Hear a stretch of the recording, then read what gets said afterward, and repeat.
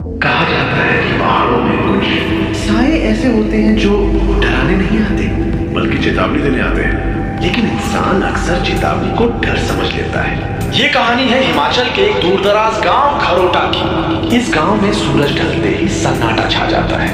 लोग अपने दरवाजे बंद कर लेते हैं और जंगल की ओर जाने वाला रास्ता बिल्कुल सूना हो जाता है। गांव के बुजुर्ग कहते हैं कि रात के समय उस जंगल में एक भूत वाला साया दिखाई देता है, बल्कि हवा में तैरता हुआ आगे बढ़ता है। जिसने उसे देख लिया वह कभी पहले जैसा नहीं रहा। इन्हीं बातों को अफवाह मानते हुए एक ट्रैवल ब्लॉगर आरव उस गांव में पहुंचा। उसके लिए ये सब सिर्फ कंटेंट था।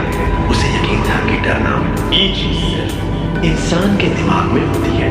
उस रात बारिश हो रही थी, पहाड़ों की सड़कें चमक रही थी और हवा में ठंडक भरी हुई थी। आरव कैमरा लेकर जंगल वाले रास्ते पर शूट कर रहा था। तभी उसके कैमरे की स्क्रीन पर कुछ हिलता हुआ दिखा। पहले उसे लगा कि शायद पेड़ों की परछाई होगी, लेकिन फिर उसे एहसास हुआ कि वह परछाई जमीन को छू ही नहीं रही थी और साया इंसानी आकार का था, लेकिन उसकी कोई शक्ल नहीं थी। वह चल नहीं रहा था बल्कि हवा में सरक रहा था। आरव का दिल जोर जोर से धड़कने लगा। वह पीछे मुड़ा तो साया और पास आ चुका था। अचानक बारिश रुक गई, हवा थम गई, जंगल बिल्कुल शांत हो गया। आरव भागना चाहता था, लेकिन उसके पैर जैसे जमीन में धंस गए हो। तभी उसके कानों में नहीं बल्कि सीधे उसके दिमाग में एक आवाज गूंजी, वापस मत जाना। उस आवाज में गुस्सा नहीं था, डर नहीं था, बस एक अजीब सी मजबूरी थी।